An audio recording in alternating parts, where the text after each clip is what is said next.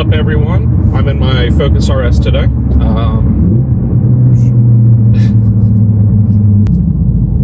What's going on? I'm in my RS today. I think this is going to be probably one of my first videos about it, if I haven't done the intro video to it already. I got this in 2016, and I'm not going to bore everyone with the facts, because everyone pretty much knows everything about this car. Ah, oh, for fuck's sake, you chicken shit.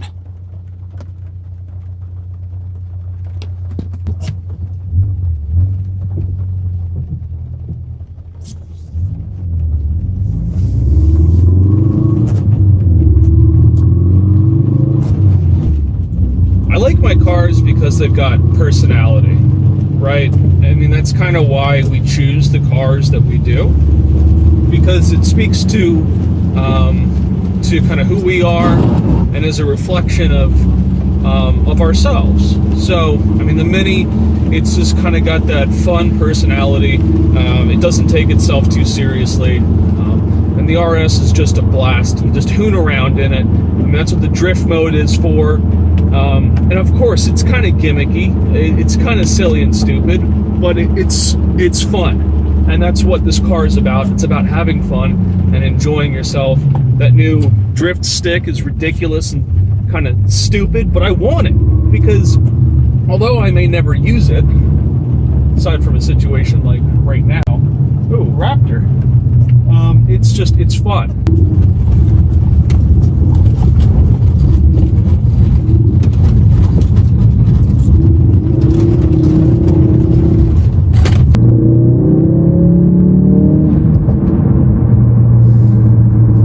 I did want to touch on road trips and how this car is on a road trip. I've taken it on 2 fairly long drives. I live right outside of Philadelphia, and I took a trip down to Tennessee for the Eclipse back in August.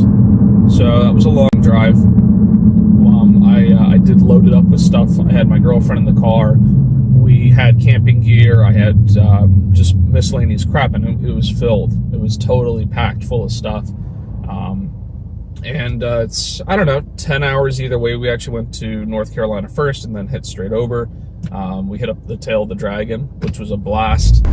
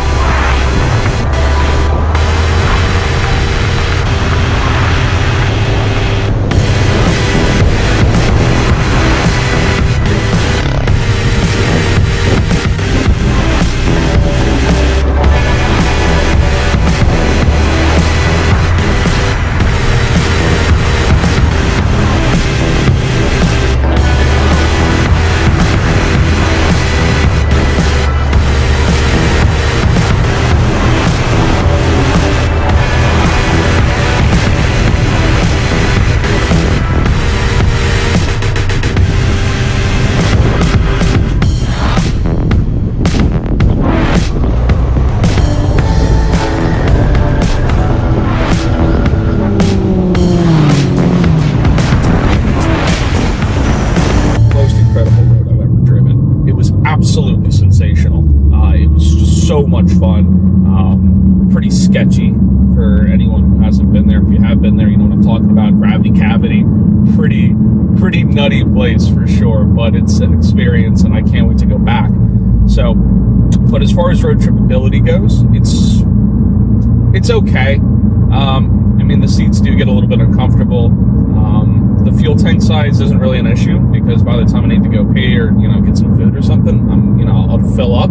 So it's not like I'm perpetually running out of gas, and it's pretty good on the highway. So I had no issues with that. The adjustable lumbar does help does help prevent your back from getting fatigued. So that is useful, but it's not the best. I wouldn't recommend it. It's not a grand touring car. I did did actually speak with a guy at the last autocross event of the year, Southern Jersey region at Bader Field, and he bought an RS. He bought it probably 4 or 5 months ago. He's got like 26,000 miles on it. He's driven it all over the country. So it can't be that bad on a trip. I took another trip down to Virginia and back, and it was fine then. So I haven't had any real issues. It's not the most comfortable car, but that's okay. All of the benefits far outweigh any of the detriments. So I suppose if you're coming from like a Merc or something like that, this is going to be like the harshest ride in the world, but no qualms for road trip ability. It's not perfect, but it's never going to prevent me from taking this on a road trip either. Gotta have a Wawa. It's my Wawa plug for the day. Anybody that lives in this region will know that Wawa is better than Sheetz. If you disagree, you can comment in the you can make a comment in the comments below. You're wrong, because Wawa is far better. I would like to talk tires briefly. As I'm sure if you've seen some of the other videos, I do autocross the vehicle, and I will do probably a separate video about autocrossing the vehicle. Maybe I should just include it in there, but from the factory, you get the Super Sports or the optional Cup 2s. I went with the Cup 2s and the Forged wheels. I figured if I was spending 45 grand on the car, I might as well just get everything. So I got the Forged wheels and the Cup 2s. Forged wheels are great. They're cool looking. I love them. Cup 2s were fantastic. On the road, yeah, they're probably overkill. And on the track, they're pretty solid. Ironically, I showed up to a couple autocross events on what I thought to be the very best tires, and they're like, you showed up with the wrong tires. As I did more events, I learned that for autocross, the Cup 2s really don't cut it. The compound is hard. They really only work when they're pretty hot.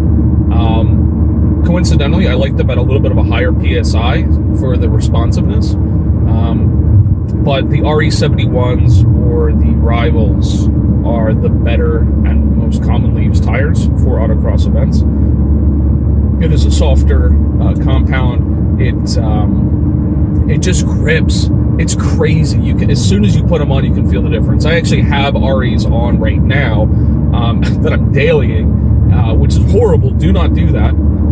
The road noise is terrible, but I'm just trying to kill them. Another plug, Elias Roman, thank you for the tires. He gave me a set from when he bought his RS, so pretty used, so I just figured I'd kill them.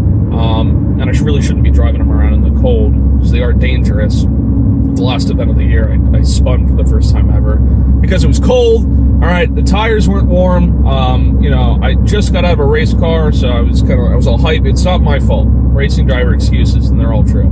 And then, the Super Sports are a good tire, no doubt. But if you plan to compete with it, you're not going to be competitive with the Super Sports. And even with the Cup 2s, it's a little bit challenging. I was able to pull out some good wins, or at least some good second and third places this year on the Cup 2s, especially at Pocono Raceway, where it is obviously a track. It's the infield track. It's a higher speed course. They certainly performed better there than they did on much tighter, slower speed courses. So, I haven't had it. I killed the Cup 2s. I got a half-used set. I've kind of gone through like 5 sets of tires this year, but some of them were half-used and whatnot. So that's it on the tire front. Can't imagine that was all that useful.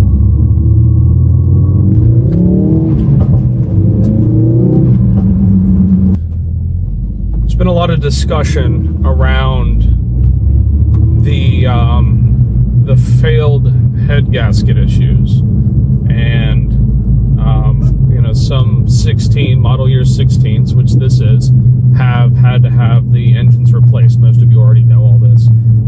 Just to give you a little background in case you don't know, from what I understand, roughly 20% of the 16 motors were were subject to possibly having this issue as a result of the forging process of the block. And I could be mistaken. That's how I understand. So basically 1 out of 5 processes had a flaw in their process, which would cause the blocks to crack.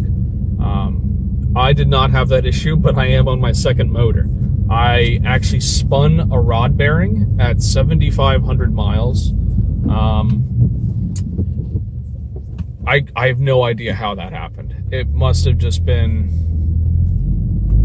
just a freak accident. I did have the oil changed every 2,000 miles up until that point at the dealer. And it started off with a subtle vibration under partial throttle, and then you could start to hear rod knock. Went to the forums, they confirmed that it probably is that, took it to the dealership, same thing. Debate between rebuilding my motor or giving me a new one for a week, something like that. Ford ended up deciding to give me a new motor. So the vehicle was in the shop for almost exactly 1 month. And then if any RS guys here are familiar with Fezza, he did have the block issue, but he got his back within like a month, something like that. Fezza, great videos, by the way. Absolutely love them. I follow you all the time, so keep it up. Keep up the good content. And you're also really great about commenting. Everyone's comments, commenting back, so we appreciate that. But yeah, and then to his point, the new motor does feel more powerful than the first one, seemed to build more boost. It just seemed overall better. So I couldn't have asked for a better situation. It worked out really nicely. Again, I don't know how it happened, but I am now on this motor at 9,286 miles. I haven't had any issues whatsoever. Broke it in a little bit more aggressively than I did the first time. And at 500 miles, I did my first autocross. And I did 16 events this year. So, on average, you multiply 16 by 5. And that's roughly how many runs I did. And, no issues. It's been running great. Now I have a tremendous amount of vibration because of my hooning around and stuff, but that's on me. But yeah, really happy with the new motor. No problems.